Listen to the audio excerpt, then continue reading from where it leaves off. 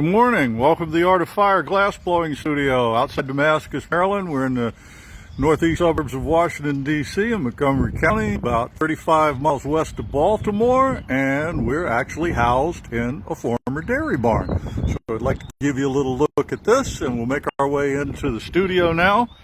Good morning. I'm Bruce Ferguson. I'll be doing the narration. Good morning, Patrick Foley and Bridget Blakemore. Yes, it is a lovely spring day. Here's a view of our gallery.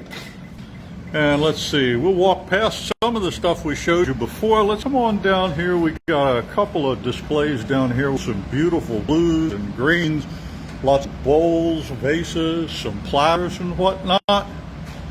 And as we move our way out of COVID, if you have the opportunity and can visit, of course, socially distanced and masked, we'd love to see you. Come on in, browse around our gallery. But for now, let's head on back into studio portion. I'll tell you what though, everybody say good morning to Theta now, the brains behind the operation. There she is at the computer. Okie doke. So, today's themes is bubbles.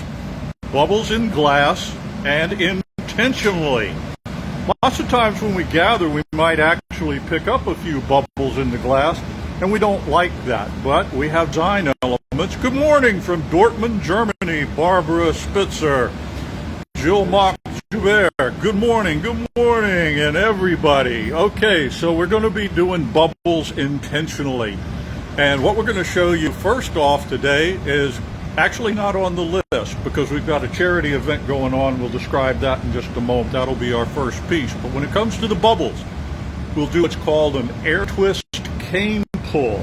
So we can actually put bubbles into the glass and twist it and pull it as pieces of cane. So we'll have that. Then we'll have a base made with some of the twisted cane we pulled a little bit earlier. And then we'll have a baking soda bowl. It'll actually be made of glass, but we're going to incorporate baking soda to create even more bubbles. We'll have a bubble optic piece, and then we'll have bubbles in a paperweight, and then we'll use the air twist in a stem of a goblet. So when we put bubbles into the pieces, they look like this purple bowl here. This is what we call bubble optics into that. We can also put that air twist pattern into a goblet, intentionally putting the bubbles in there. And when we use the baking soda, we get something more of this effect over here. And we'll explain a little bit more and talk about the wood associated with glass in a little bit. But before we get too far afield, let's talk about our charity event, which is for this month only. During the month of March, we have Cats for Kids. The Maryland colors, which Todd's come up with a beautiful pattern. It's our fundraiser. The cats are $60 each. In the U.S. stateside, it includes shipping. 50% goes to charity. It's a limited edition. They're only going to be made this month. They're numbered and signed, and they'll be shipped to you. A very worthwhile cause. So, get online with us at artoffire.com. You can call us at 301-253-6642. That'll get you in touch with us. You can order one, and we'll have them shipped to you. Come March 31st, or the stroke of midnight leading into April Fool's Day, that's it. And so we hope to be working past that to catch up on orders, but that's the time limit on it. So, our first order of business today. Good morning, Todd. Yeah. All righty, so Todd is going to make one of these beautiful Maryland cats, one of the sleeping cats, these little sculptures. We've sold quite a few, and so we're hoping to sell even more. Here's a look into the bowl of frit. That's the color mix that he's got in. Any of you that are Marylanders recognize the colors in the state flag, or maybe you went to the University of Maryland. So over the years, the jerseys and helmets have incorporated those colors. It's going to start, it's going to have a background of white on it, and then he'll have the color frit picked up. So, Todd's ready to roll, so let's don't impinge on his time anymore. We have a 400-pound furnace over there, meaning that it holds 400 pounds of glass. The furnace itself probably weighs, close to a ton? 2,000 pounds? What's the that? weight of the furnace. Maybe A ton and a half? So? We know how much glass it holds. None of us have ever tried to pick it up. Yeah, right.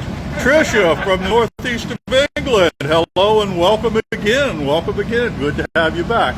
Todd right now is rolling a small gather of glass on the metal table we call a marver, and he's going to let that cool just a moment, then he'll go back and gather some more.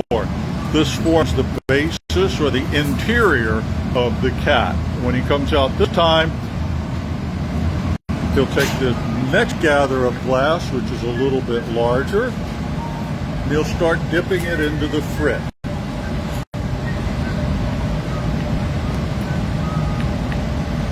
So he's going to get this white background on there.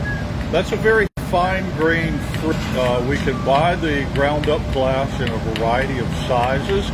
We can get little grains like sand, or we can even get powder, or we can get as large as shards. So now he's going to heat that up, and then the hot glass will stick to the frit in this bowl. So we'll get a good view of that. Todd gets the glass hot in the glory hole. The glory hole is simply a reheating oven. There's no glass in there. It's just a ceramic-like tube. It gets up to about 2,300 degrees. As he taps that glass into the bowl of frit, it adheres. And you can see those are a lot larger chunks of glass than what we had with the white. Now, to get the striped effect, he's going to turn each of those little dots of color into a line. And the way he'll do that is by bringing the glass over to the marver and twisting it. And the way he'll twist it is to lay it down against the marver, twist in one direction only, and pretty much leave the pipe stationary unless he needs to move it just to get it more centered and adjusted. But for the most part, you'll see him turn in one direction in one place.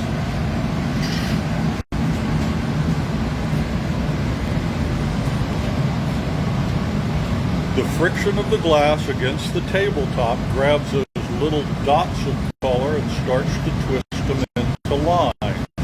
Hello, Michael Herman. Hey, all right, our buddy Michael's with us. So we've had check-ins from Germany, the Netherlands, and the northeast part of England. If Joanna is out there, we've probably even got London. All right, so you can see Todd's forming the lines there. When he's satisfied with that, has it to his specification, he'll work on gathering more glass. Sometimes we twist it a little more, just because of what we're doing. He's picked up a pair of shears there. He's going to gather over this with clear glass. He's going to let some strip off in the furnace. When he holds his hands up high, the glass pointed downward, it's dripping off in the furnace, so it's reusable. Now he'll drip it down into the bucket. He doesn't need all of that. He's actually pulling it off with his shears and cutting it. So there he goes. He's got the shape going already. Another trip to the marver, and this time he doesn't have to concern himself too much with the twisting, except right on the end you can see that begin to twist as he stays in one place. He's also putting quite a taper in it. By angling the iron downward, the glass hits it at a slightly different profile, and he gets a beautiful taper out toward the end of the piece. That'll be where the cat's tail wraps around its body while it's sleeping. There's a view of the glory hole with more irons at the ready to make more of your Maryland cats, so get your orders in.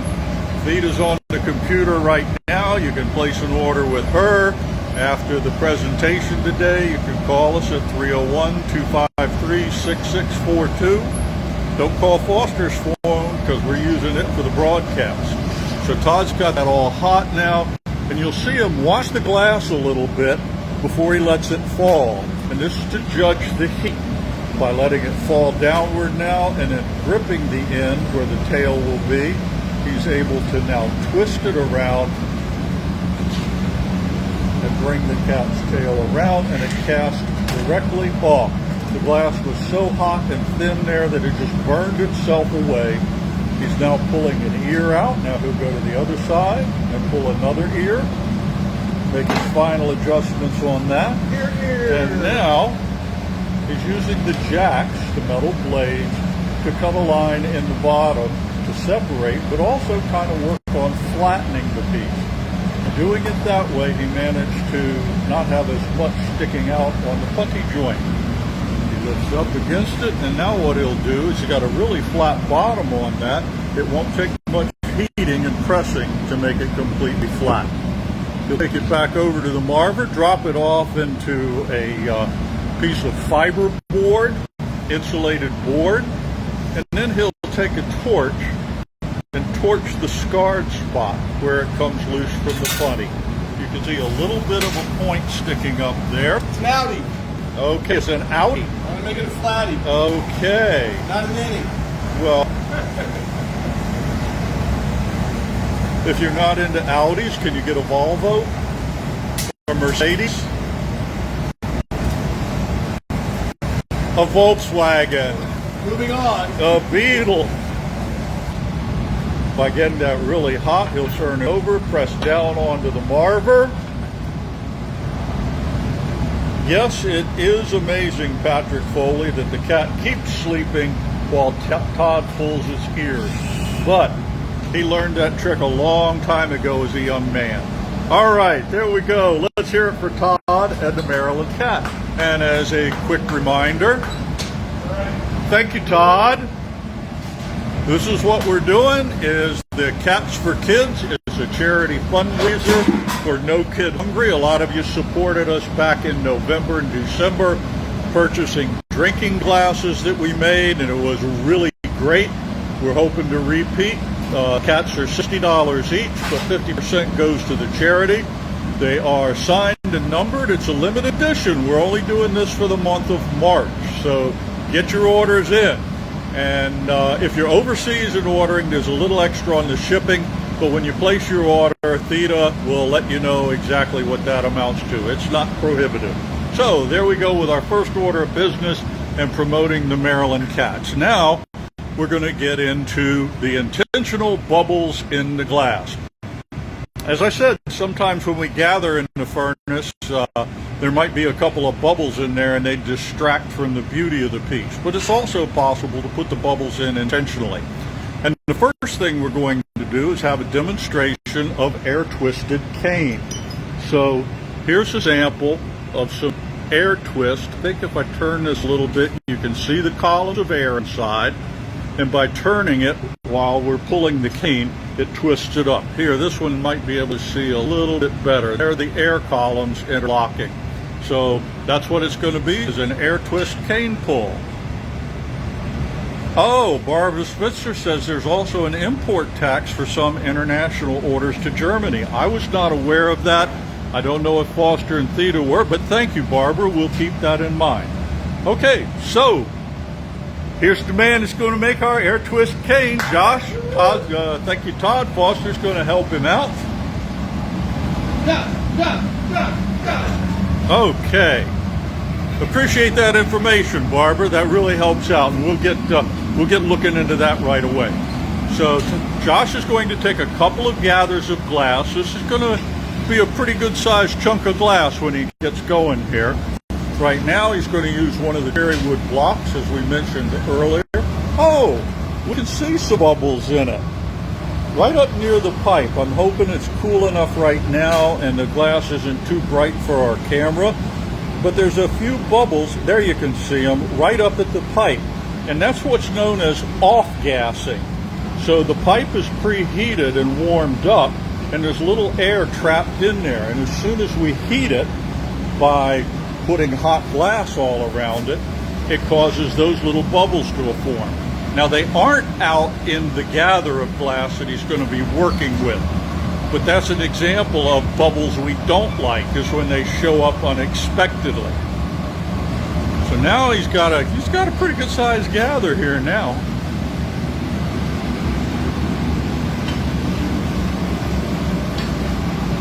He's going to take his newspaper and wet it. Folded newspaper that's thoroughly wet is a perfect insulator and allows wants him to grab the glass with his hand. That glass, 2,030 degrees, or it's come down a little bit, but that's what it was coming out of the furnace. So obviously he couldn't put his hand on that. But having a good insulator like the newspaper that's wet, it's about 7 sheets of folded newsprint. And now he's got the cylinder under control. He's going to square up the sides.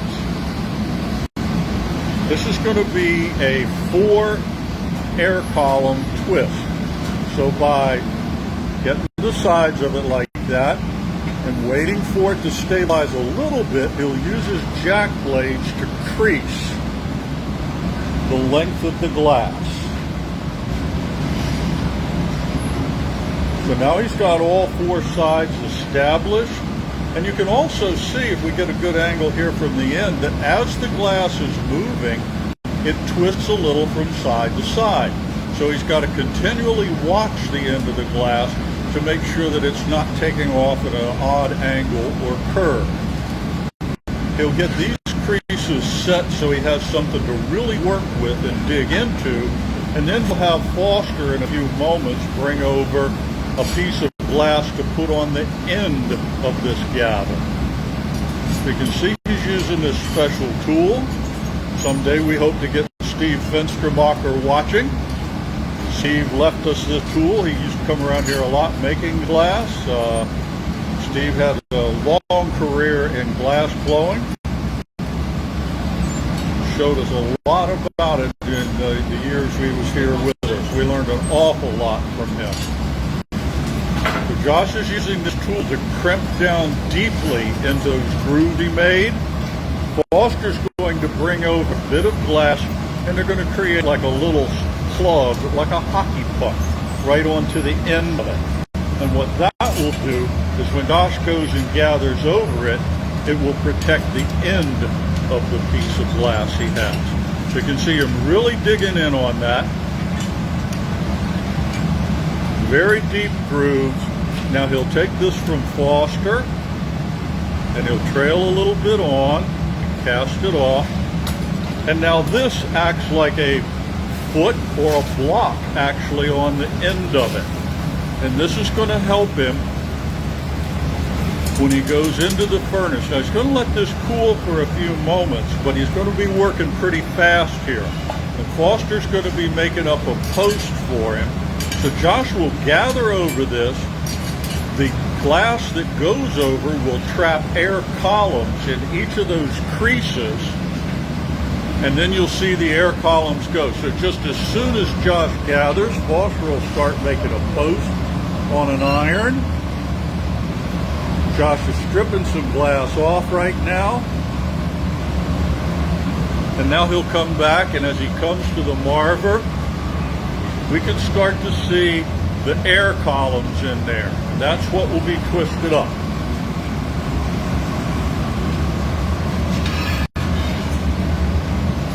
He's using the jacks. He's creating a line there, and he's going to cut the end of that off so there's not so much glass out there without the bubble on it. And you can see the 4 air columns in there.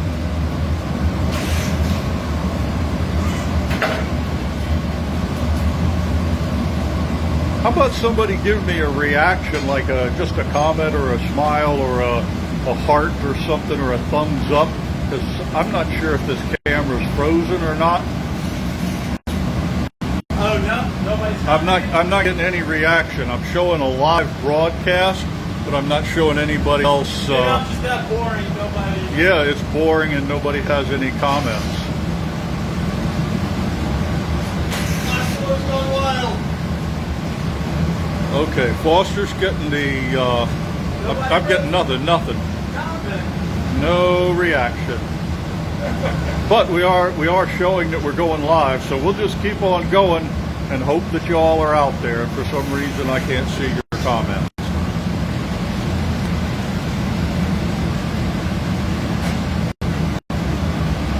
I see some hearts. All right, we got some action. All righty. Thank you. All right, so we're pretty well ready to pull this.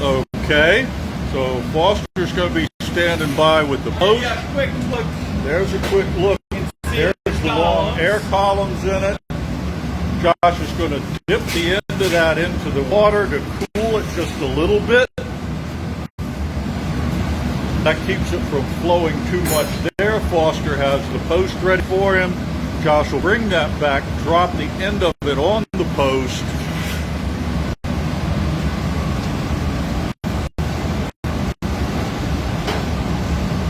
He'll hand that upper post to Foster, who begins turning it clockwise, and you can begin to see the air twist in it. Now you can see the air columns twisting. Now Foster's point is in downward because we want the glass to flow off of that iron first. That was the coldest glass on Josh's gathering iron. You'll notice that Josh has quite a bit over here on the other iron. That was at that tip, which got very much hotter. And now they're both turning, and we're going to come in just a little bit closer. You can't really see the bubbles because of all the motion, I don't believe, but you can tell they're in there because that's a visual distortion. So they get turning and pulling, turning and pulling. They'll get this out to the length they want, then they'll lay it on the floor and separate it from the two irons that they have.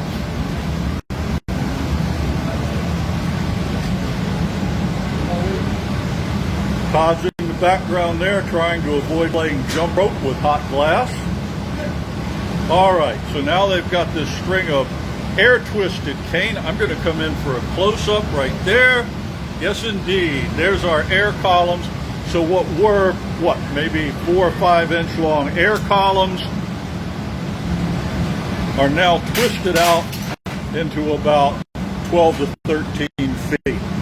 This can be cut up. This type of cane, if we're going to use it, really needs to be annealed because the interior is going to cool at a different rate than the exterior.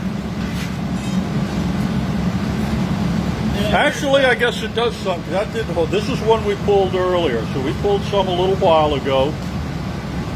Do you want that broken, or are we just going to leave it? What's that? On the floor. No, just leave it. We'll just leave it? Okay. So a little earlier, we did the same thing. All right, let's have some more hearts and some thumbs up. Come on. Let's hear it for Josh. Yeah, Okay, that was a nice job. So we had some that we pulled earlier, and it's interspersed with white canes, and we'll be using that in just a moment. A little bit of wax on your tweezers? Okay, so that's one thing we have to do is clean the tools off every once in a while. Okay, so we got a couple of reactions there. That's good. All right, so yep, I've got a feeling that we're all right here. Okay, let's see what's coming up and what we're going to move on to.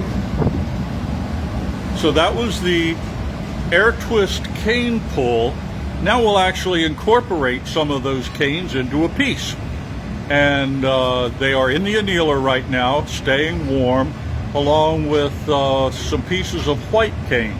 So the pattern in this cane pickup is going to be 2 air twist canes with 1 piece of white cane, and just keep on going. We have 4 pieces of white cane all together in there. So we've got 4 patterns of this combination. And it will be a vase with the air twisted cane. And as I said earlier, our theme today is bubbles. And we have the air twist cane, which you just saw pulled. Now we're going to incorporate it into a piece. Okay, so either, I guess, probably Foster in a few moments will put on a pair of gloves, pick the plate up out of the annealer, and then bring it over. So Josh is going to be making his collar, which we'll use to pick up the canes.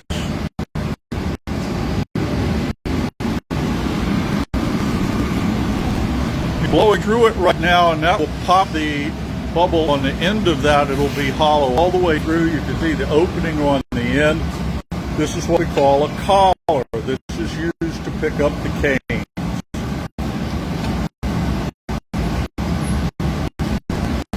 It's kind of like an old Tinker toy wheel. And what he'll do with that is he'll have that hot. He's got it pre-measured for what he needs for this piece. And then in a few moments, so he was a little bit large there, he just ran it down a little bit with the of the jacks. And now he'll set this aside.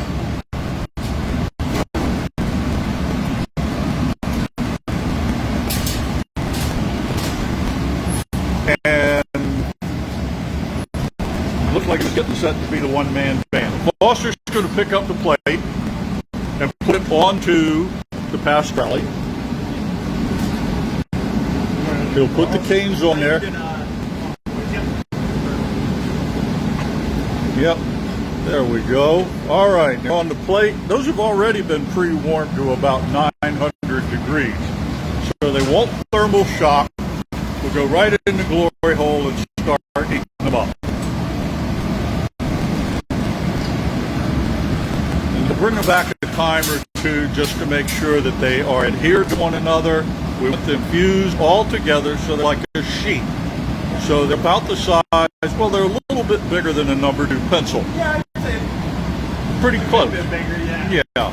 So those little pieces are all fused together so that when he rolls the collar, or the tinker toy wheel, if you will, across the ends of the cane, it picks up as a sheet, and he can create an enclosed bubble from it. And so the thing about bubbles in glass is the more you keep bubbles, they want to kind of ball up and become a round shape. So the tricky part with the bubble cane is if I overheat it, I'll lose those columns and they'll all kind of just form into one kind of single bubble. So I can't really overheat it, otherwise I'll lose that nice design. So it's not too hot, not too cold, just right. Okay. So he's keeping a careful eye on that. You'll see a little bit of glow in the plate and also the ends of some of the canes. What he'll use is tools to make sure that everything is not stuck to the plate. There he goes. To take the ferretti, which are those metal bars, off, and make sure the whole thing is loose. It's a little bit hot there on the end, got stuck a little bit. That's all right. We'll work it free. Okay. And rather than waste time and get too much heat in it, he's over right away with the collar, rolling it up. Foster will remove the Pastrelli, and then Josh will take that sheet of canes, roll them around until they form an open tube. Once he gets the open tube formed, he'll close down on it, and then he'll start making his vessel. So by gently using the tweezers to maneuver them around, he can bring one end of the sheet in contact with the other end, close it down somewhat, and you'll notice that the gravity is still working on it. It's always there, and it's something the glass blower has to learn to deal with. Controlling the glass and its movements is probably one of the toughest things we have to do. We're not really begging for praise here, but could we get a couple of thumbs up and hearts, because I haven't seen anything happening on the screen. And normally you guys talk a lot and give us a lot of feedback. So, hey, there they go. Got some bubbles, got some thumbs up. Somebody try a comment, please. I don't know if it's just this phone I'm using. Oh, you know what? We're using the internet instead of cellular data for this. Maybe that inhibits. No, we had comments earlier. Okay. I guess we're not that interesting today. I guess not. Been there, done that, got a t-shirt. I guess Yeah. They see enough bubbles in our glass normally, so. Okay.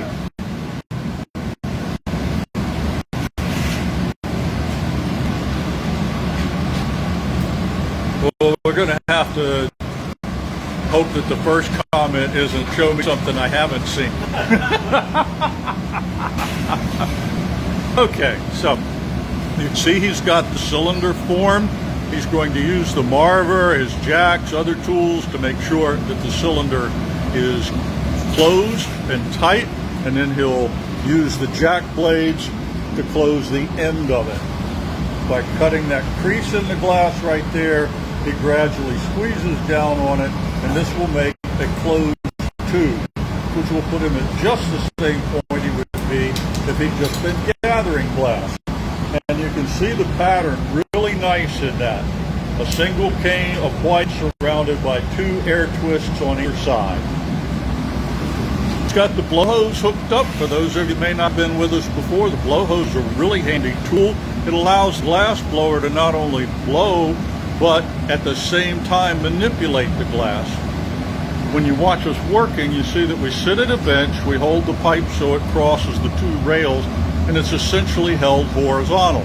It puts the mouthpiece about 3.5 feet away from our mouth, which is really hard to reach unless you've got a giraffe neck. So, by using the blowhose, we can manipulate the glass. Josh is doing that on the Marver right now, and blowing gently. When he goes back to the bench, still with the blowhose, he'll be able to keep the air going in the piece while he uses his right hand with the hand tool. Very handy thing. If we don't have that, the normal practice would be to have an assistant blow for you, but since we're all very conscious of COVID restrictions, nobody wants to put their mouth on a blowing iron that someone else has already used. So here he is with the jacks. They're tapering, holding the bottom in, but he's blowing, and you can see the rest of it inflating. Now he's got some inflation down at the bottom, but he's keeping that side nice and straight as he does that.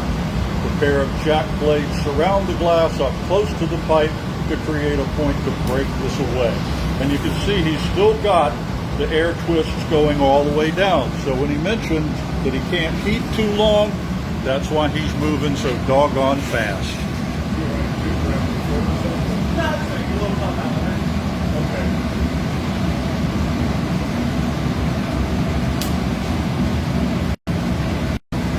Hey Foster, when you get a chance, ask Theta if she's seeing any comments. Okay? All right. He's using the back of the jacks to blade and pull the bottom as he goes ahead and inflates it more.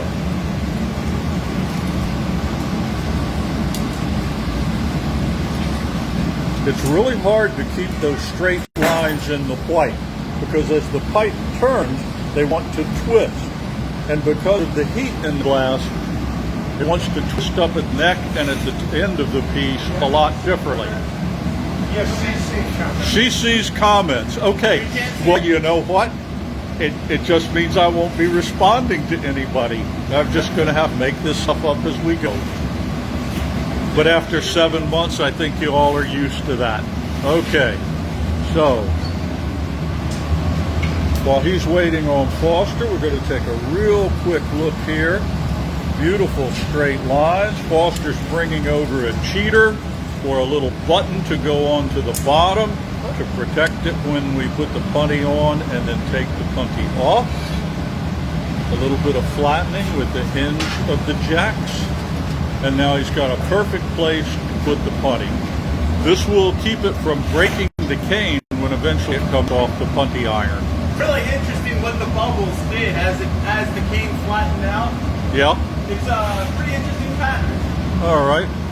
Let's come on over here. Foster can walk around me. Let's take a look. Just get it Like straightened up. I'll little slow down. lines. I don't know if you can see it. Yeah. Pretty interesting. Very neat.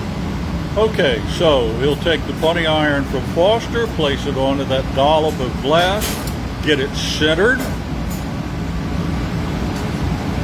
score the neck, and then tap the pipe. It comes free, and it's into the glory hole. Alrighty, another successful transfer. Way to go. That's the hold your breath moment for most glass blowers, is that transfer. Actually, if you're a pretty good glass blower, you probably don't hold your breath all that much. You kind of know it's going to work. But for the rest of us, it's like, is this going to work or not? All right, so that glass that was broken free of the blowing iron was cold enough to fracture. It's going to take a little while to reheat and soften up. So Josh is going to concentrate the heat on the last inch or two of the piece, and then he'll come back and work the lip out.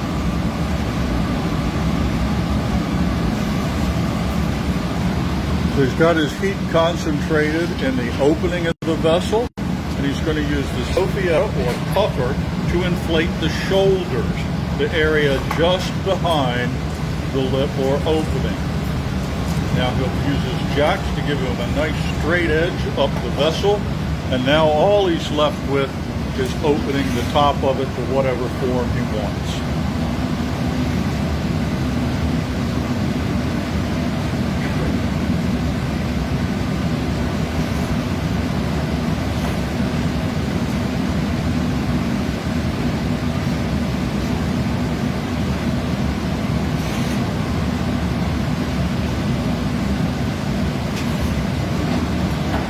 All right, you can see from the yellow glow in the end of the piece, that's where the heat is.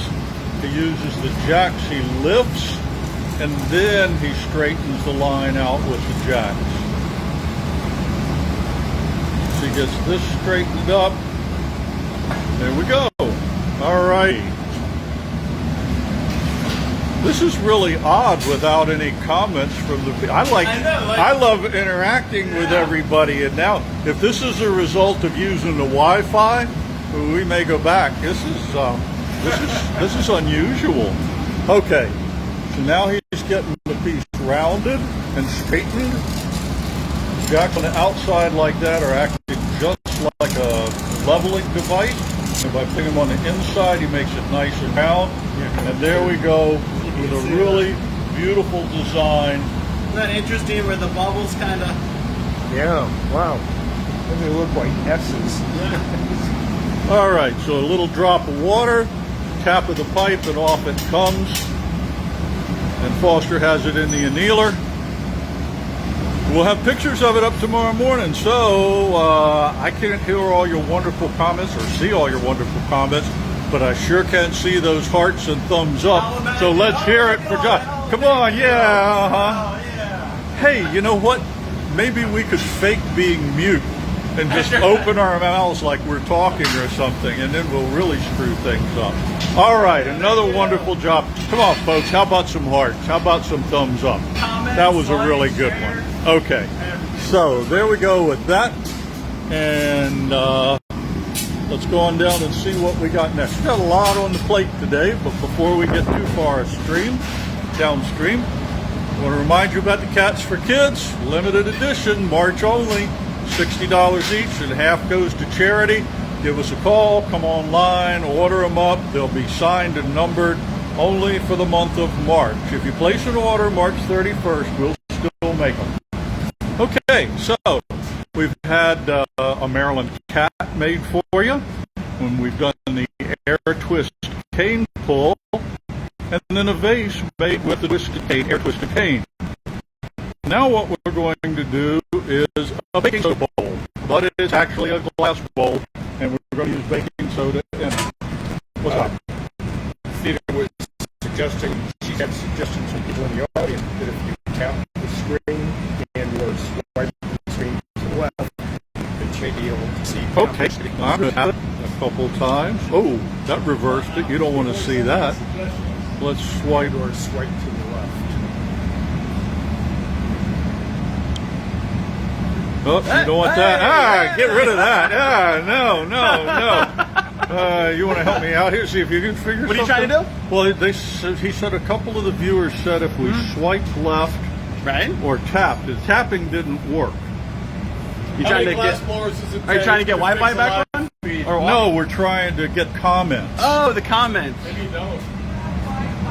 This is hilarious. I'm afraid if I take off Wi-Fi, it's going to shut off the... Yeah, it might shut off everything. Okay, well, hey, I'm going to go commentless. Okay, so anyway, a baking soda bowl.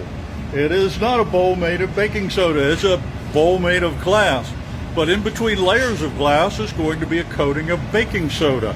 And the result is going to be something like this you see here in these blue cups. And while we're at it here, The reason we're displaying these pieces today is on March 27th on YouTube, we're going to join a virtual craft festival for an hour, 4 to 5 p.m. Eastern. Well, it says standard, but I think it'll be daylight.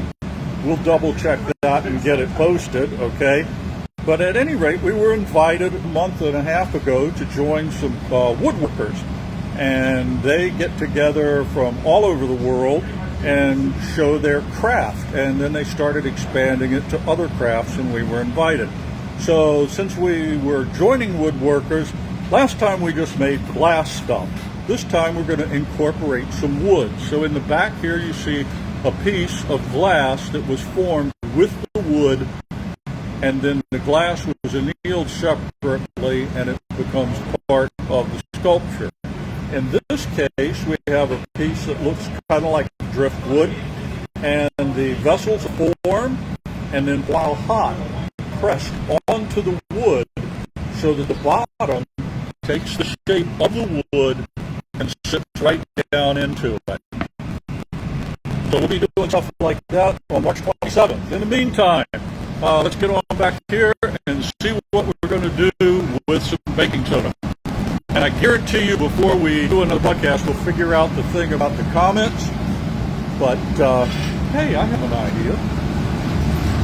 You want to hold camera for just a minute, Foster? Sure. What, are you going to double this camera? No.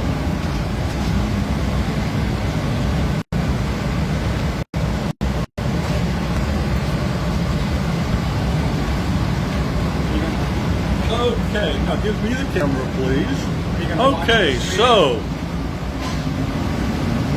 what do you do to my camera, buddy? There we go. There we go. Okay, so Tracy says, oh, Antoinette's watching. Okay, so here's the way I solve this problem, folks. This is the way old guys work with the internet.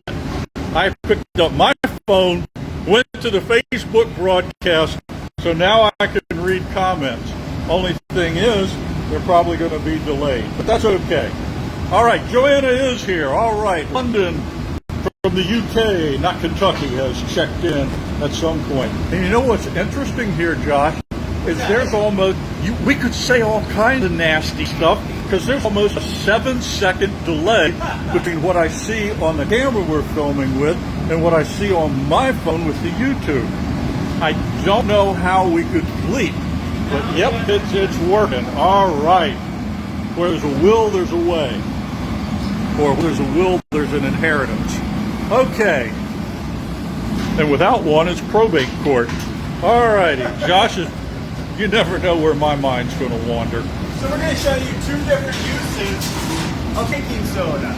Okay. So, what are you going to cook? that's right. Let's start out with Buttermilk biscuits? Yeah. I'm going to brush my teeth later, so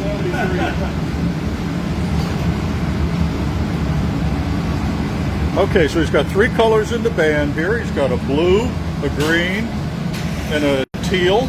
Aqua. Aqua, okay.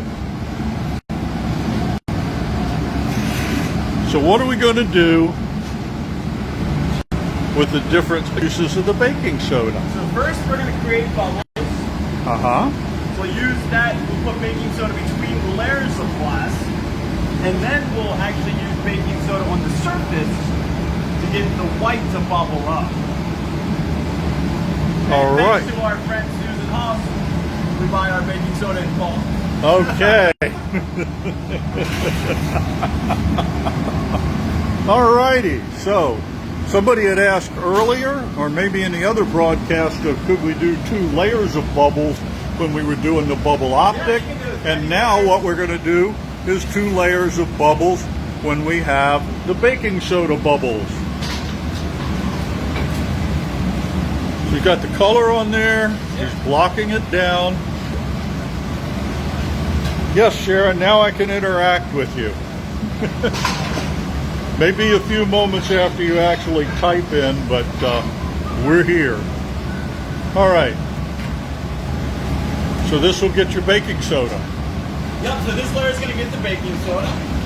So, Bruce, what is Why does baking soda bubble up?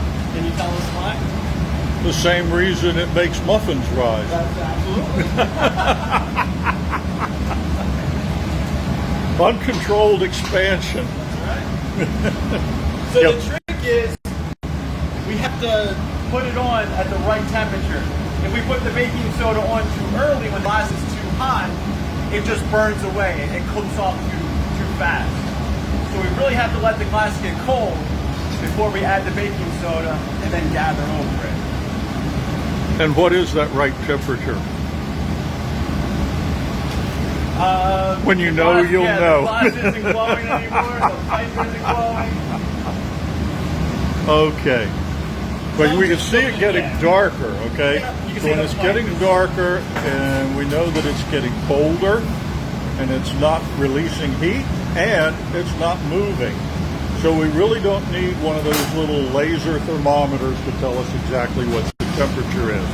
It's a matter of experience. And Josh has a lot of that. So right now he's just going to sprinkle the baking soda on. It's not burning off. Now, if I just gather over this, we would get huge bubbles, which sometimes that's what we want. I'm just going to give it a tiny bit of a heat. Just enough to get it to burn away a little bit, Okay. and then we'll gather over it. All right, so we've got a little bit burned off. And now, after he takes this gather and he probably strips a little bit off, back into the furnace, giving Todd a little more baking soda for his next cat. Not really. Okay, and there, wow, look at all. I'm glad you heated it up so we didn't get huge bubbles. I know, right? So you Yeah. can see what would have happened if I wouldn't have. Okay, so let's see if we can start to get a view of those bubbles forming up. There we go. The glass is so incandescent, it's a little hard to see sometimes, but as it cools, you'll start to see those bubbles really forming up. So now he's got a lot of random bubbles, various sizes and everything in there. Now, we can also use that same effect on the surface. So if we put a layer of baking soda on and then actually pick up white powder, same principle, the baking soda bubbles up and it actually causes the white powder to bubble up. Okay. So now it's time for another sprinkle of baking soda.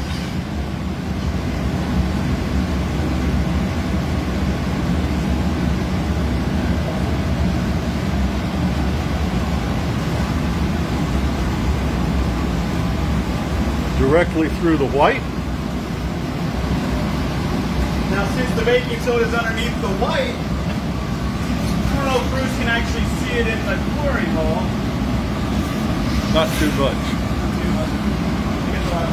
You can see some bubbles beginning to form in the white.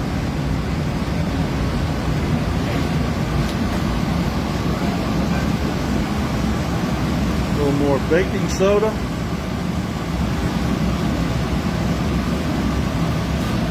And the trick is to get the white on before you give the baking soda a chance to burn off.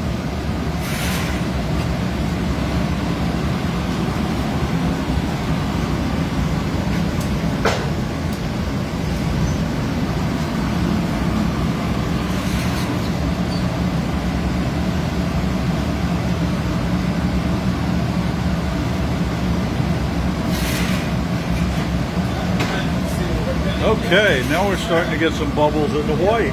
So now I'll get it really hot and we'll start to get that The baking heat's soda going to really bubble help up. with that. I think you can start to There see we it. go. Now we're starting to get the white bubbling. Yep.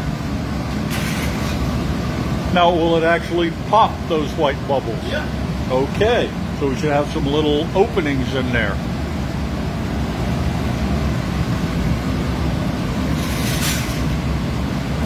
There they are.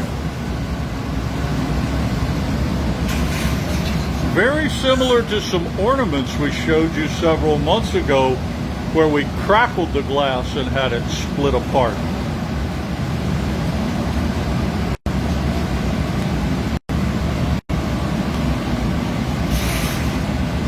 righty. So now we've got the blue and the green and the aqua underneath, a layer of bubbles between them and the white. And then because the white was gathered directly over the baking soda, we've got the bubbles coming up through the white.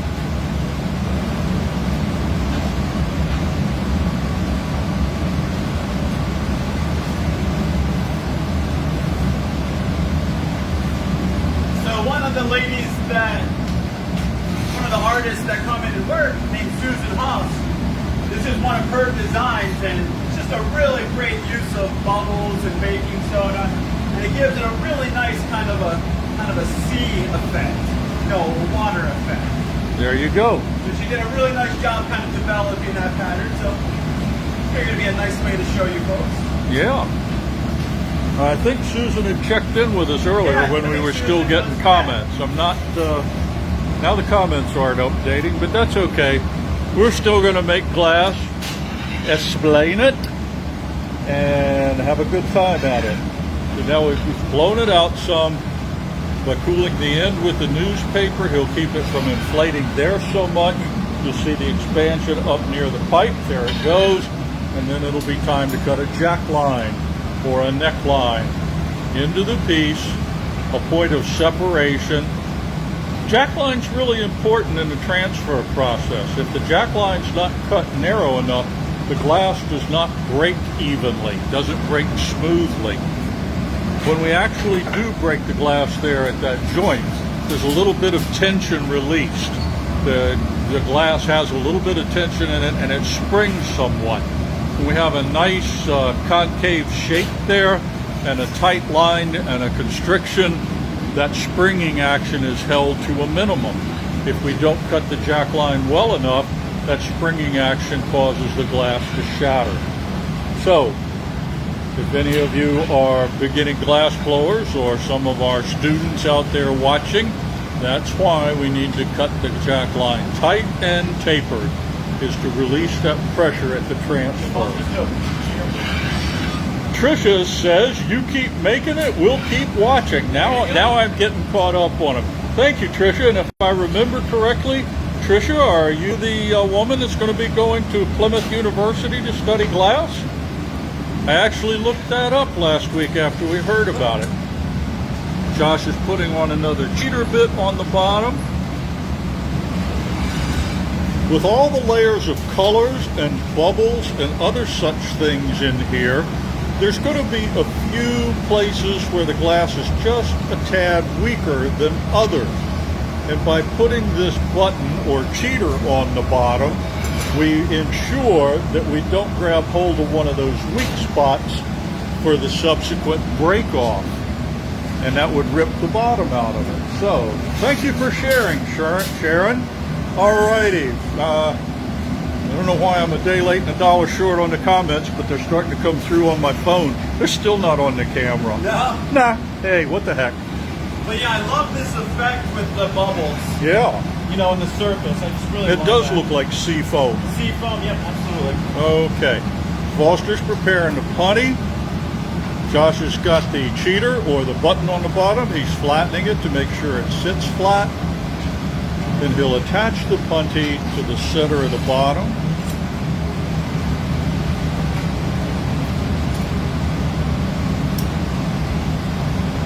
Now, as he turns both pipes, he uses tweezer pressure to make sure that the punty iron is centered in the bottom of the piece, in line with the central axis of the piece. Oh, the National Glass Museum in Sunderland. Okay, let's check that out. A drop of water, a tap, and off it comes. There we go. And because of that beautiful jack line that he cut in it, you saw almost no action on the break off. Okay. And yes, it is a beautiful sea foam effect. So, I don't know if you can get a shot of it, Bruce, but you can, with the light shining through, yeah, start to see those bubbles. It occurred to me today, we've been doing this for 7 months, and I've been promising all along that one of these days we're going to bring in a piece of welder's shield so that we can try to photograph through and let them see in the glory hole. You know, it's funny because I'm part of, different glass groups, and there was a guy, he actually developed a little clip-on lens for his iPhone, and it's for flame workers so they can film themselves working. Oh, okay, so the sodium flare does it, yeah. Yeah, people that do the, hey, David Hogan is here. Now, that's one thing about the comments being blocked. I haven't enjoyed that stuff from David, Bridget, or any of you for that matter. We look forward to all of that. Ramiro, you out there?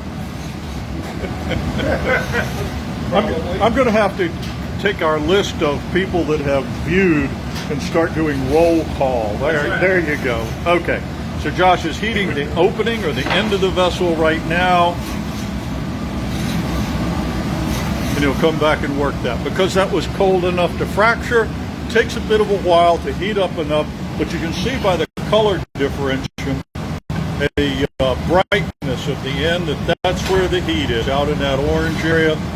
He used the newspaper to cool the side a little bit.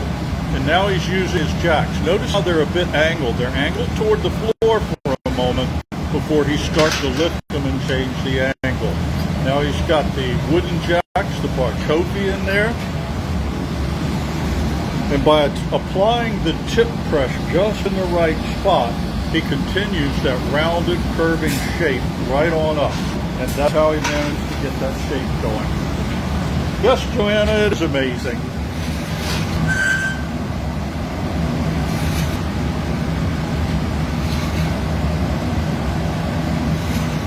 So there's a lot of time that goes into learning how to use these tools and apply them in just the right manner.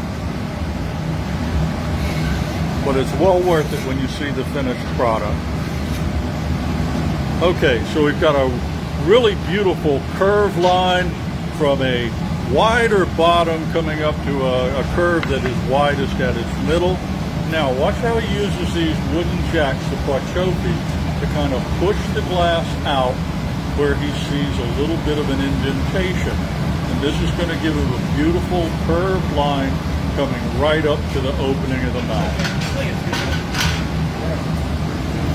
Well, we're glad you could join us, Joe Marshall. It's our pleasure to show you something new like this.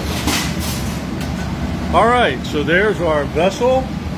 Yep, so we'll have the mountain blue at the bottom, kind of transitions to the emerald green, up to the aqua. All right. So you won't be able to see it right now, but when it cools, and tomorrow when it comes out, you'll see the colors. All right, wonderful. Little drop of water onto the punty joint, and when he taps the pipe, it comes off into Foster's gloved hand, and away we go to the annealer. So, let's hear it for Josh, and let's hear it for Foster. Yay! No, marvelous job, guys. Yeah, that was nice. Absolutely. And thanks to Susan for coming up with that idea and design. So. Cool. All righty. So let's carry on, as they say. We'll make a quick passing note. Don't forget Cats for Kids. I'll remind you again later, but that's the charity event that ends at the end of March, making the cats to go, and the proceeds are going for No Kid Hungry. So we really like to see you get in on that. Place your orders online or on the phone, 301-253-6642. So we've had the air twist cane pull. We've done the vase using those twisted canes. And you just saw the baking soda bowl. And now, if I'm not mistaken, Todd is going to make a piece or two for us with a bubble optic. Is that correct, Josh? That's correct. Okay. So this is what bubble optic pieces sometimes look like. Is where there are bubbles trapped in the glass piece throughout. Sometimes we use some different frits or powders to create a design element in it like that. And we'll get together with Todd here in just a moment and cover that. While I'm at it, and I know that you all are out there, our winner from last week was Bridget Blakemore. And Bridget, we're proud to send you this drinking glass. It was kind of an experiment that Foster and I did, just to see if we could put these 4-leaf clover prunts onto the glass. So, congratulations to Bridget Blakemore. And for those of you who comment today, this is our prize for next week, this beautiful paperweight here. and that's what's in store for people who comment.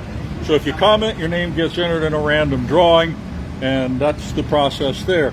Another quick reminder, March 27th, we're 4 to 5 Eastern Daylight, Yep, right? 4 to 5 4 to 5 Eastern. Eastern Daylight, and Josh will be working on these pieces since this program was started by woodworkers. So, Yep, so the piece is formed, and then while hot, pressed onto the wood, then annealed, and then when you come out, it goes right back in place. Or it can be blown out and set inside the piece of wood like this. So we think that'll be a lot of fun for the woodworkers to see. And let's see, what else we got here? We're going to do the paperweight in a few minutes, and then we're going to do a goblet with an air twist stem. And don't forget to get your t-shirts. Oh yeah, let's show the Especially with t-shirts. the spring. Yep. T-shirts. Okay. T-shirts, yeah. Hey. All right, what you going to make for us, Todd? Glass. Glass. How did I know that was coming? Because I'm not very... Why did I ask if I knew it was coming, right? Yeah. That's right. We're gonna do two pieces. They're gonna basically be mechanically, structurally the same. One piece we're gonna make big. The other piece we're gonna keep compact. We're gonna see the impact of these bubbles and what we can do decoratively, structurally, design elements, and how just a slight change can impact the appearance. Okay. Bubble off the gold, let me start.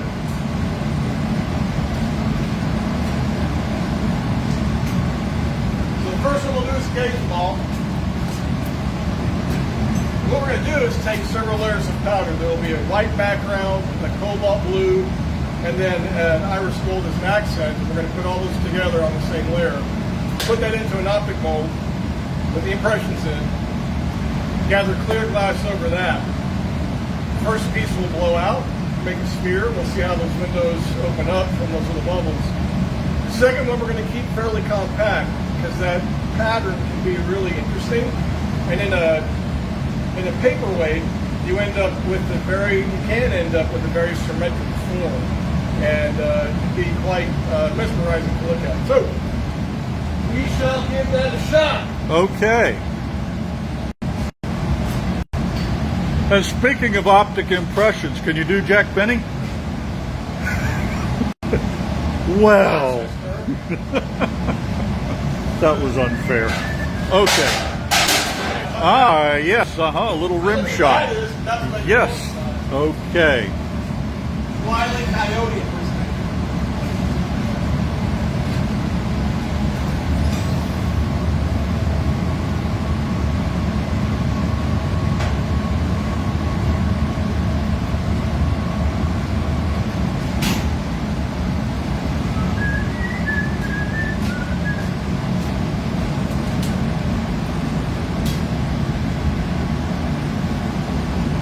This is the white background.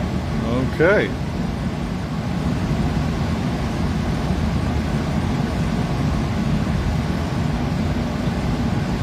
Melt that in, and we'll put the blue on top of that.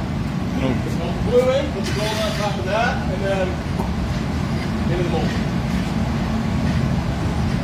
Now, is it those layers of different powder on top of each other that after the optics cause things to separate? Push on through. That is correct. There you go.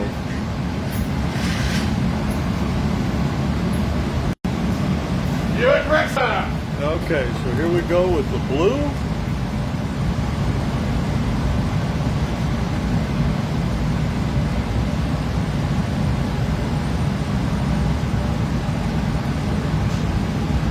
Yes, Trisha, it does sound exciting. It's always exciting when Todd works.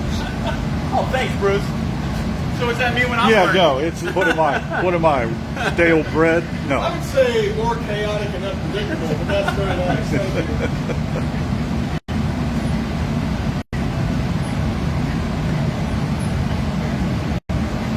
Actually, I thought you were going to channel Tina Turner for a minute when you said first we're going to do it large, then we're going to do it. And all I could think of was we're going to do it nice and easy, and then we're going to do it rough. But that would be Proud Mary, not Proud Glass. Okay, here we go for the last coat of color. I found several old videos of the Ike and Tina Turner review. Yeah. Holy crap, man. That is one hell of a stage show. That was amazing. Yeah, it's quite a show. Can't say that I've seen it. I can't say that I've seen it. It's online. You can look it up. Actually, you probably can't say that Tina Turner is before your time, because I think she's still out there doing it. And much better than anybody else her age. That's a lot of energy. Okay, and speaking of energy, Todd's got the glass in the 2300 degree glory. Transferring energy to the glass to keep it moving, to get it warm. Otherwise, it would cool off and he wouldn't be able to blow into it. Yeah, how's that for a segue? Okay, as opposed to a Sedgway, because we really don't have room to ride one in here.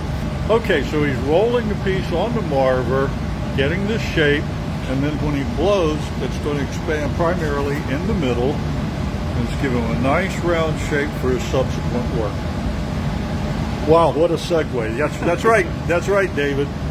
Actually, I'm seeing the comments about 7 seconds later. So anyway, on to other stories. Has to taper this now and get it to where it will fit down into the pineapple or diamond mold. A little bit more air. And this is the mold he'll be using over here. And you've probably seen this if you've watched us on several of these videos, but if not, this has like diamond points running all the way down through it. And there's an undercut side, which makes it a little bit tricky for the glass blower. So Josh is going to hold one up here for us. Can you see it? And now you can see if I right there is good. Yeah. There? There's those diamond points. Okay. Now this is a really large one, but it doesn't matter. The same size. I mean, we got them different sizes. Todd's is perfectly fit. By the way, Barbara Belzer says Tina Turner is 81 years young. Oh my gosh. Okay, so he's going to get this glass dripping hot, and Michelle Kinser says she still has the legs of a teenager. David, be quiet. He hasn't said anything yet, but I know it's coming. All right, so Todd's going to heat the glass up, drop it in the optic mold, blow really hard. It'll throw it out into those areas. Then he has to suck in on the glass and twist the glass to get it released from those points. So here we go. It falls right in, blow, draw in, twist it, and out it comes. And there's our diamond impression. A little bit of air in it, and it comes right back out. There we go, okay? That's all right if this sounds bad again, Bridget, because we're just talking nonsense anyway. And you certainly don't want me to break into a Tina Turner song. I'm your private glass blower. Glass blower for money. Okay. Good enough for me.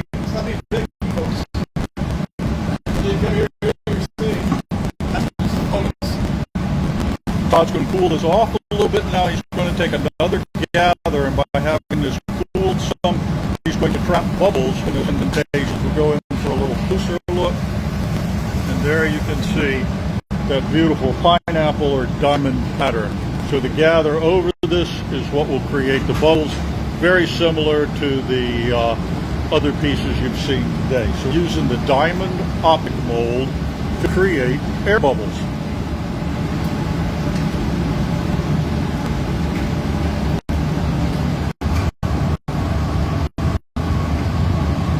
Goes just to gather. Our furnace has 400 pounds of molten glass held at about 2030 degrees.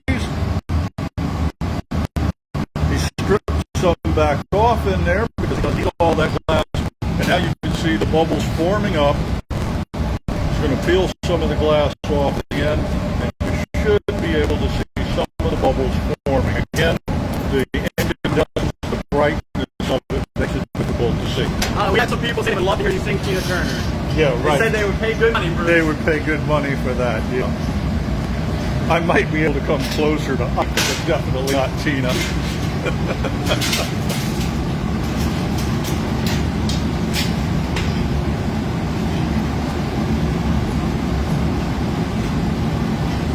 Alrighty, so now it's time to cool and shape different regions of the glass. Notice how he has the iron angled downward at the back. That got the part into the pipe, get a nice cylindrical shape, and now he's going to cool the end of it by pointing it downward.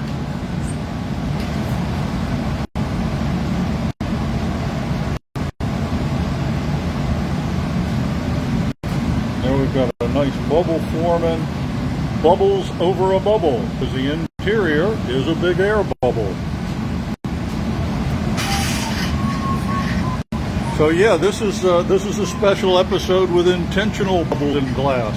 Sometimes when we gather the glass out of the furnace, particularly if we should gather it immediately after someone else has gathered and dropped some random bits in there or something and create air bubbles, it's kind of a pain to try to get them out. And we try not to have a lot of bubbles in our finished pieces unless we want it that way. And you can see these nice lines of bubbles forming in there. That's creating a point of separation here for the piece.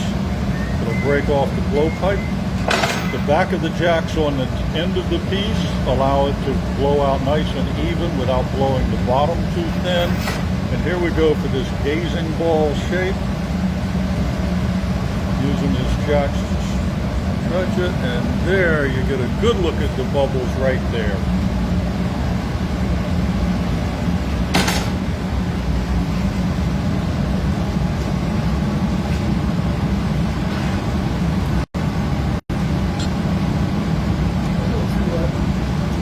Okay.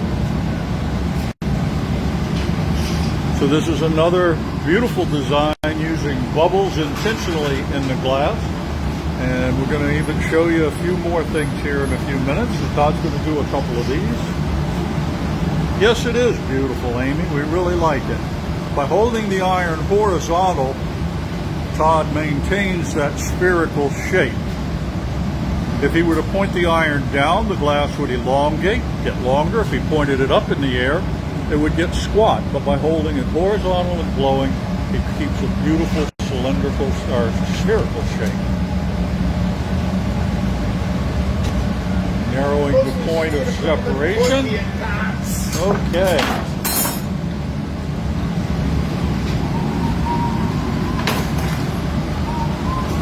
Another quick flash heat, and then he'll separate it from the blowpipe and drop it into this little canister, which has a piece of fiber frax, some insulative material, keeps the glass from cooling too much and cracking, and then he'll put a hook onto it.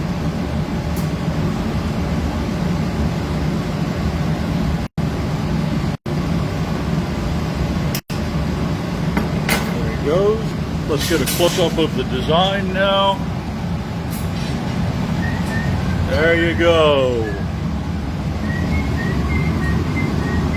It is gorgeous. And now for a hook on it.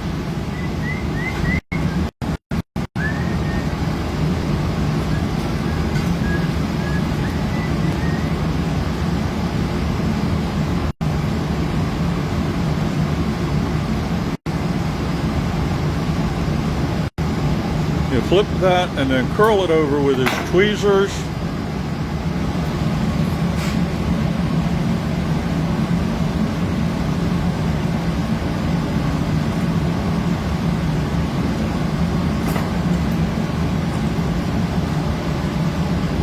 And there it is, folks. That's a beautiful pattern. Let's hear it for Todd.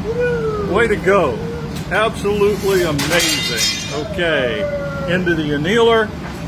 We're in about 8 hours after closing tonight. It'll come out, or it'll be done. We'll have pictures of it tomorrow. And now you're going to do a variation. Variation on theme. A theme and variations. Go something like this. Yes, okay.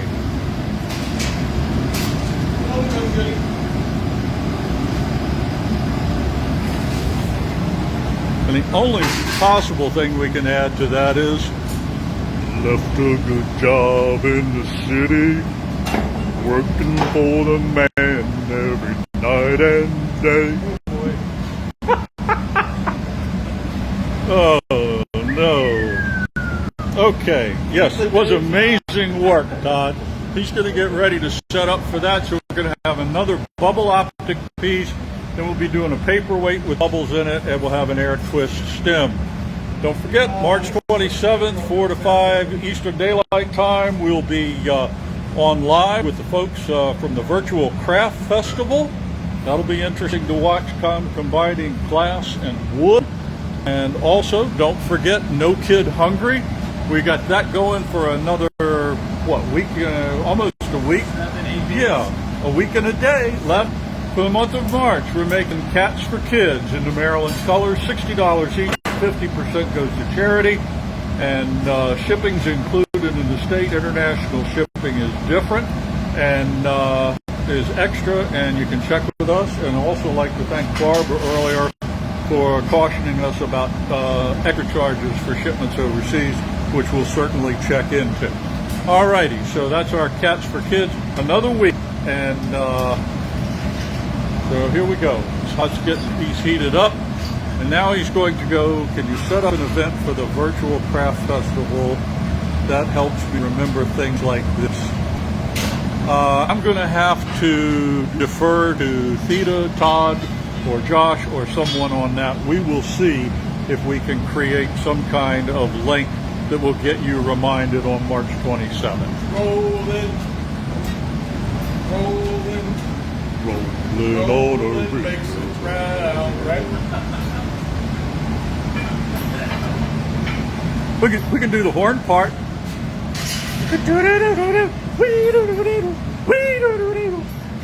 gotta do all the Bruceisms. Okay, how about the kazoo? One song? Okay. Wow. Wow. You gotta do hot stuff moves, cold stuff don't. Everything but the oink. Now what you can make, what you can fix. What else? Hey, keep that. Michael Herman, if you're still out there, don't you miss this? So your comments started working. The comments just started coming up there. Yep. Hey, Keith. I have no idea. You know what? It's probably something happened with the internet. Glass blowing karaoke, yeah. Nobody got. You name the song Bruce is singing. Well, Todd subscribes to the seven Dwarfs theory of whistle while you work. Well, now you gotta tell me that one. Okay, so he's got the colors picked up again, and this is going to be just like Blue Angels or Thunderbirds, a tighter formation. Correct? Okay. Hey. Sure. Yeah. Get it out of your system right now. Get the gear up and dodge them gopher holes. That was a C-130 formation that used to my fingertip. Oh. The Horseman.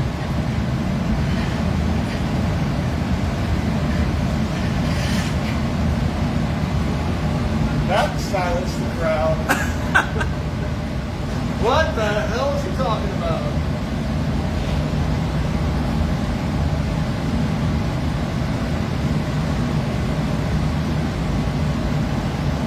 Hey, looks like Monique's watching. Yeah, Monique's in here, Keith. Bruce, you will never get it out of your system. I think he's right. Say hi I to hope. Keith. Say hi to Keith. Yeah, Keith Foster says hello. You No, you probably said hello. heard that We all because said hello. we all said hello. Yeah. Hey, you know what? There's a microphone on this thing. Who would have known? I think our chat froze again, bro. It's like when my wife and kids are in a group text that I happen to be on, and they start talking about me. And it's like, yeah, you know, I'm here, don't you? Yes. Okay. I may not be able to hear, but I can read.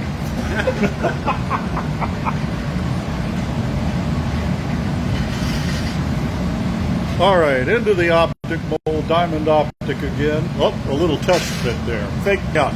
But you all knew that online, didn't you? Because that wasn't hot enough. You couldn't see the bright incandescence of it and see it flowing. I just saw the action and decided, after all this goofing around, I better catch up. But he psyched us out on that. The glass was a little too cold.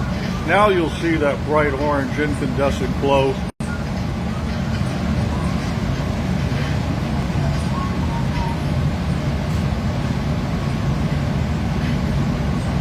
Wouldn't it be cool if we had another yoke and we could put it alongside the glory hole and fake people out?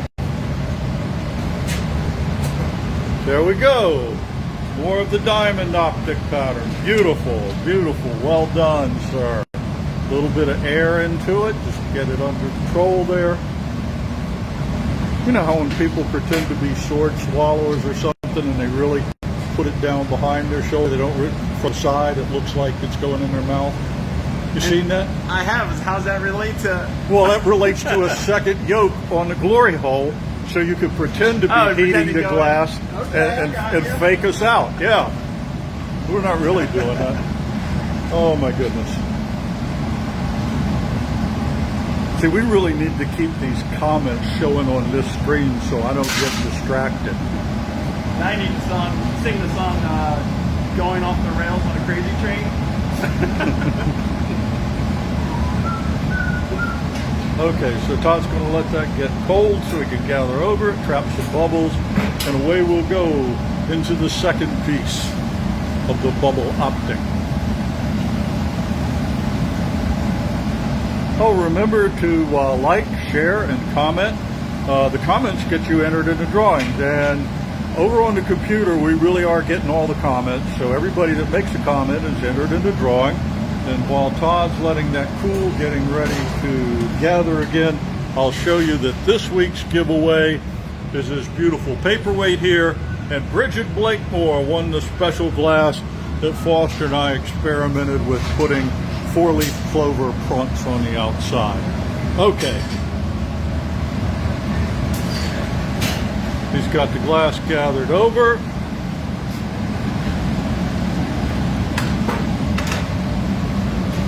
You can see the lines of bubbles starting to appear. A nice, really regular pattern throughout. Oh yes, David, the comments get you entered and they do get you talked about, absolutely. Hey, part of the attraction here is the interaction, folks. We really enjoy it. Yeah. Yes, Bridget, it certainly is one of a kind. All right, so now he's getting the jack line in there. This will be the point of separation. As he explained to you earlier. Hello, Cheryl. As he explained earlier, he's going to keep this one a lot tighter and a smaller piece.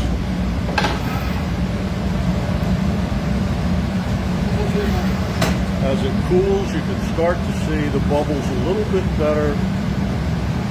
It's quite an incandescent glow off that hot glass, so the camera doesn't focus real well on that all the time. Well, I guess the focus is all right, it just can't deal with the brightness.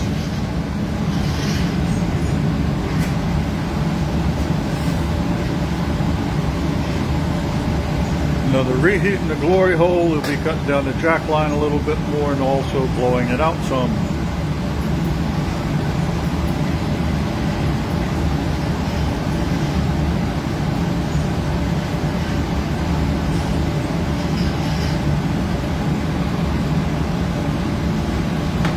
Actually, this may not get any more blowing. This is probably about his finished size. This is a ring tool. This is a really handy way to get a round surface onto the glass, okay? It's this rounded shape. By turning the glass and then just moving the ring around, you force the glass to take that shape. He can't press too hard.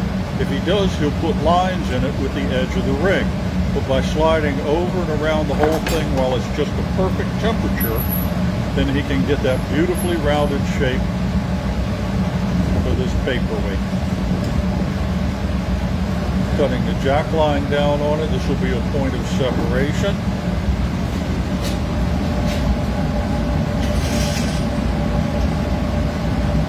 Yeah, Barbara, the ring is pretty. Oh, and Kristen says she's never seen the ring tool before. I think we used it once about 3 or 4 weeks ago, but we haven't used it a lot. And maybe we'll try to incorporate that every once in a while, just so you can see it. I know a lot of you don't always catch every episode, even though they are on our Facebook page, and you can go back to beautiful previous episodes. And they're all amazing, every one of them. All available. Actually, I found out my sister and her husband have started watching, and I was going to suggest that they could, what do they call it when you watch all the episodes at once? Binge. Yeah, binge watch it. Binge watch The Art of Fire Glassblowing. Only a brother would suggest that to his sister. Okay, by using the jacks in that position, he's created a nice tight line right at the point of separation. That'll be a minimal amount of cold working on it. Let no episode be unwatched. I like that one, Lynn Bear. That's good. He's cooling it off right now. The glass is really very hot. It doesn't look like it's glowing right now, but the temperatures inside are really pretty hot. And he doesn't want to put this into the annealer while it's too hot.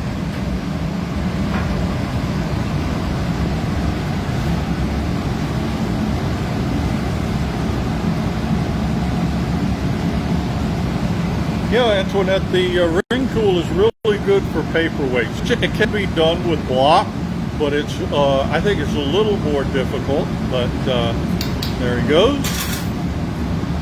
Now, once again, it's got a little bit of an area that had like a scar where the punty broke free. He'll heat that up, flatten it. It'll be a beautiful paperweight with the diamond bubbles in it. And again, we'll have pictures up tomorrow morning or midday for you to see.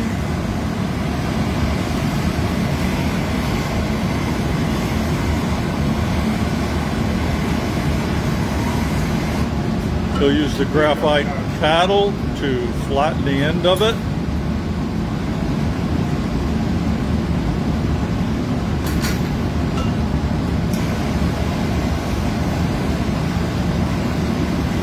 Binge watch, yep, that's it.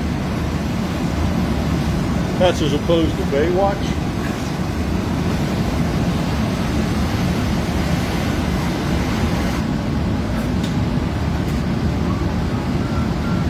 With that flattening, it'll sit perfectly on your tabletop or mantle.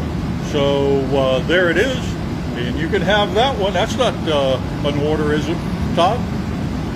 So again? Not an order, is it? Available. No, so that could be yours. Just contact us at The Art of Fire, and that baby can be yours. Okay, so let's see what we got up next.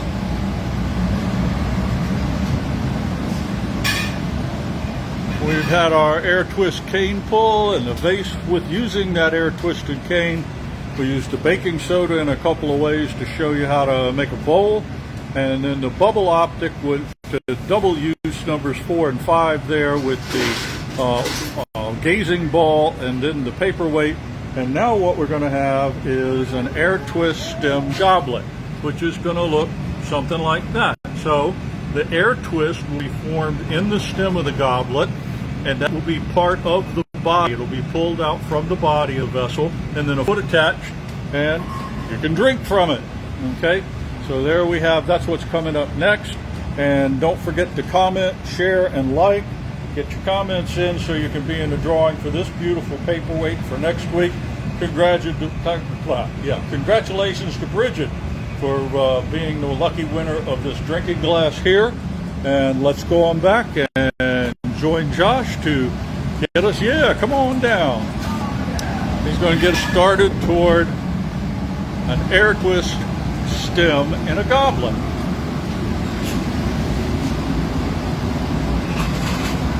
What kind of color you got there? Actually, I don't know. Oh. It was just sitting around. Okay. A random unknown color. So, maybe show them our bucket of unknown. I just grabbed it out. Oh, yeah. This is a pan of unknown colors, as is that. Well, the white and the orange and the red, those opaque colors stand out kind of prominently, but a lot of the transparents, you really can't tell much difference in them. So that's where Josh picked the piece of color up. So it's good for our students to practice with, or if you just want to make up random nice pieces. Yep.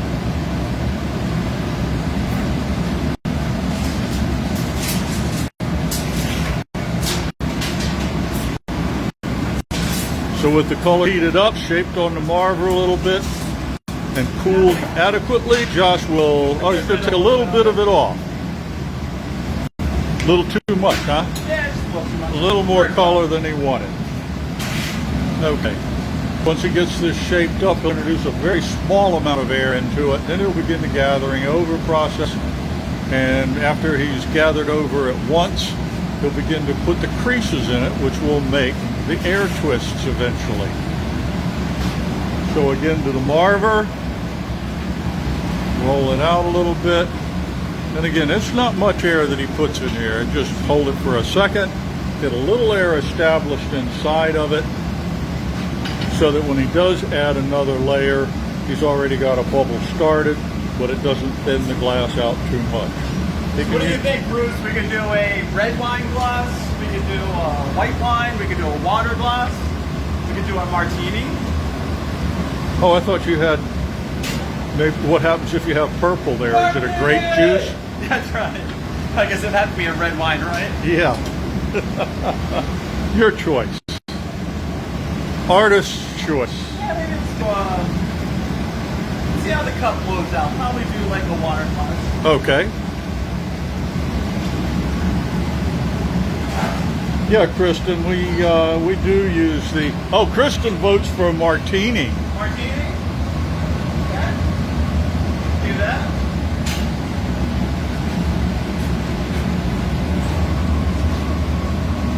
Ah, but Antoinette said water goblet. I'd say it's pretty much up to you, Josh. Tricia Latham says martini. Michelle says martini. We're leading 3-1 on martinis over water glasses. Okay. I'll tell you what will seal the deal, though. If somebody orders it, they call the shots. That's right. Aha. This would be too big for a shot glass. Martini with a twist. It will have a twist. It will have a twist in the stem. It will definitely be stirred, not shaken. Now, Josh is going to use that tool with the metal blades to squeeze and make the indentations. And it's kind of difficult to keep this square, because if we look from the end, you can see that when the blades close together, because of the way they're hinged, they don't come perfectly straight to each other. They come at a bit of an angle. So it takes a bit of practice, or actually a lot of practice, to get those angles nice and straight. A bit more on that? A little bit more. I'll get the bubble out a little bit. Okay. So the trick in making these goblets is to have enough air up in the upper portion, the upper reaches, to make your cup, and also to have your air twist separated a little bit from the bottom of the cup, or the drinking portion of the vessel. By concentrating those creases, those lines, down in the lower part of the gather, he can ensure himself room to blow the cup or bowl part of the vessel out more and not have it interfere with the twist. And that's why it's a good bit longer than we would normally make, or start out making a goblet. Yeah. So now you can see how far the bubble extends right now, and its proximity to the creases. It's still upward about an inch or so from the ends of the creases. It's going to give him plenty of room for further expansion. Now when he gathers over this, he'll be gathering all the way up over the pipe.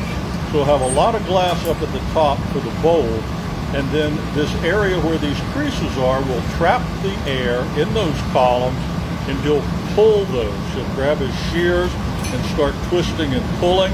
He may use the marver. He's got several options on tools that he can use.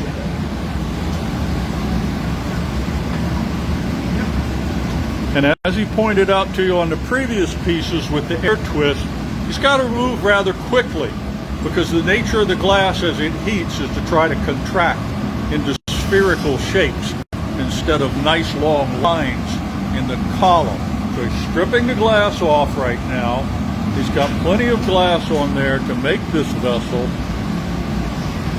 The marver is going to stabilize and also straighten things out. And now by using his diamond shears, he peels glass off. He's only turning down the bench toward you. For those of you interested, yes, this is Widdershins, counterclockwise. You can see the 4 columns in there. As he cools it, he'll be able to grip it, twist the glass, or twist the air columns, and pull them out further. And at some point, he's got to blow a little more air into it to increase the size of the cup. There's a lot going on here. Yeah, so if I overheat it, those air columns will just turn into round bubbles. At the same time, I need to get it hot enough to be able to stretch it, blow it out. So it's a real balancing act.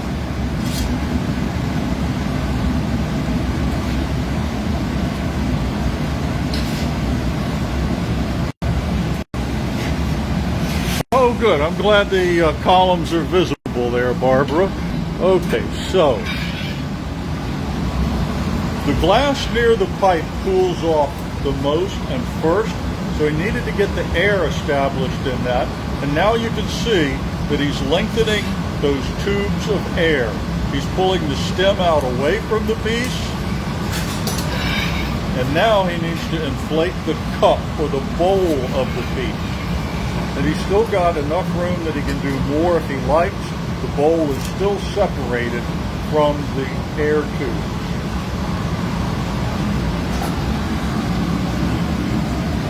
He'll keep an eye on those columns of air, and as the glass thins out toward the bottom of the pool, he'll gradually cut some of that off. But by having something down there to grab and twist, then he's able to keep control of it. So he's not going to use all of that you see in the stem right now. More air, see there goes the cup getting larger, and as it gets larger, it goes closer to the air twist.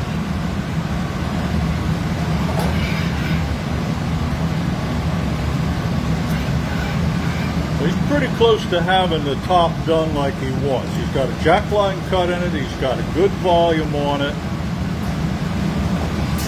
And what that will do by getting that top area established, Barbara Belzer says, okay, so I think I just need to sign my whole Social Security benefit to you. That's cute, Barbara.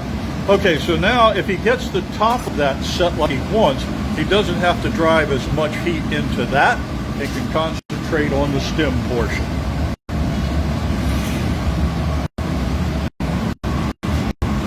There is enough heat within the cup that if he should choose to, he can still blow and inflate it some. By pulling now, and then he'll pick a spot eventually, which will be the bottom of the stem, and he'll break that off. Those shears are gripping the glass while he turns toward you. When he's turning down the bench like this, he's turning counterclockwise, or Widdershins. He's not twisting it. There we go.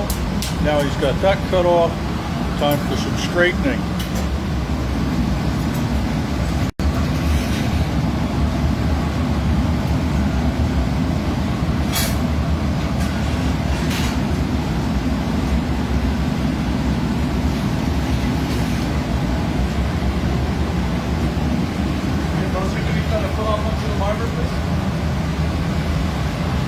By using the jack blades on the top of the stem like that, they act as a straight edge, gives him a nice line. He's keeping it centered with the rest of the body, right around the central axis of the piece.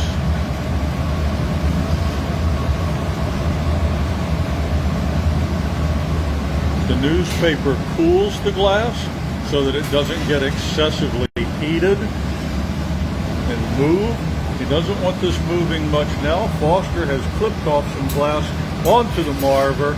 Josh will put the stem into the center of the foot and go heat it up. Then when he comes back, he'll grab the footboards and begin to work the foot. Right now he's concentrating the heat on the foot. When we knock the glass off onto the marver, it gets little chill marks in it. But by reheating the foot right now, he gets rid of those chill marks. He's got his footboard and he's going to squeeze and flatten the bottom. He's got a nice razor edge on it, and then he'll adjust the shape to get a really nice curvature after a reheat.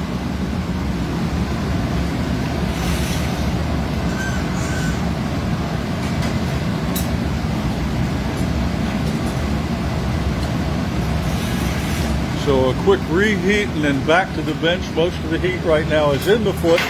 Now he's going to do it a little differently than Foster did. He's going to use the jacks, stabilize everything, and then as he leans the jacks outward away from the piece, he gets that same beautiful slope, the curvature to the foot. He'll flatten it just a little bit and check it for a dimple and heat. Foster brings back the hot putty. Here we go with an attachment right in the center, rolling the iron and using 2 tweezer blades to keep things centered. If it gets offline, he can adjust it. For the neck, tap the pipe when it comes free. And you can see that the putty is very, very hot because it's really dancing around. Okay. Now we got that done. We've transferred the piece. If he needs to adjust the putty for centering any, he'll bring that back to the bench and use tweezers. Sometimes the piece falls off center a little bit. He's heating the tweezers right now so he doesn't grab the glass with cold steel. That was why the tweezers up on the glass that's collected on the pipe. He'll get this nice and straight. His focus is entirely on the foot. Then he'll bring the rest of it in line.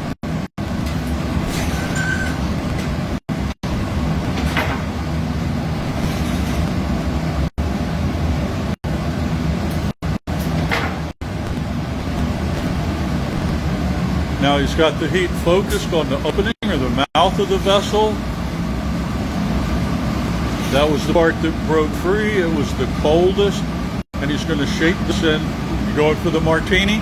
Yeah, let's do the martini. Okay, so he'll go for the martini shape, which will involve opening this a little bit, perhaps inflating it, maybe not, but for the most part, open it with the jacks or parchofi.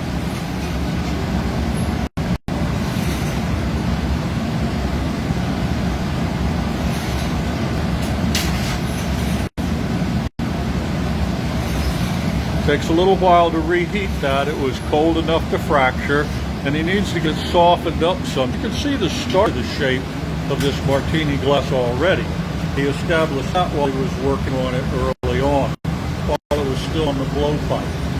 Now he starts to open it up more and uses his jack blades to get a nice straight side. Foster has the paddle to flatten the lip a little bit, and now all it's going to take is another dip to the heat. 1 or 2, and you'll have it perfectly done. And there we go, a beautiful martini glass coming out of here. And it was purple. What's that? It was purple. Yes, it is. Yeah, it's purple.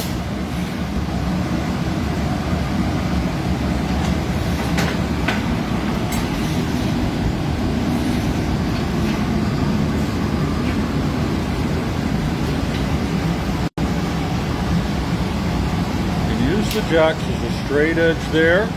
That gets the side in alignment. If he's concerned about its roundness, he'll go inside the opening for a turn or 2 just to keep it nice and symmetrical. And there we go. Beautiful, and quite a long air twist stem. That's great. All right, so there we go. Those of you that voted for the martini glass, Josh is simply going to take it over now. He's going to wet the joint between the putty and the foot, drop it in on its lip, tap the pipe, and it'll come off right into the annealer. And there we go. So, yes, it is gorgeous, Lynn. Let's hear it. Hey, beautiful. I think that was perfect as a martini. Joyce Ferguson says it's beautiful. Thank you. Yeah. All right, great. Oh, you're getting lots of hearts here. Yep. Everybody loves Josh. You should change your name to Raymond. Okay, so anyway, there you have it. And let's wrap things up here. Please remember, Cats for Kids, $60 each, cats in the Maryland colors. We're only doing this for the month of March, so get your orders in. Even if you order at 11:59 p.m. on the 31st, we'll still make them, but it is a limited edition. The pieces will be signed and numbered. Todd came up with this beautiful design. Again, $60, 50% of which goes to No Kid Hungry. International shipping extra, or any fees involved, and we will definitely check that out before shipping anything, or we'll be in contact with you if we do ship overseas. So there you have it, a variety of bubbles in glass. We had some air twisted canes, we had some bubble optic work, we had some air twist, we had a paperweight, all of this sort of stuff. Remember us on March 27th, that'll be on YouTube. It's called the Virtual Craft Festival. We'll work on getting the link up for you for that. That'll be this Saturday, right? Yep, this Saturday. This Saturday we'll be go working to wood YouTube, with glass. Yep, we already have a link on our YouTube page. Okay, So just great. go to our YouTube. And Already it's there on the for you. YouTube. All right, well, from the Art of Fire, have a great week, and we'll see you next time. Bye.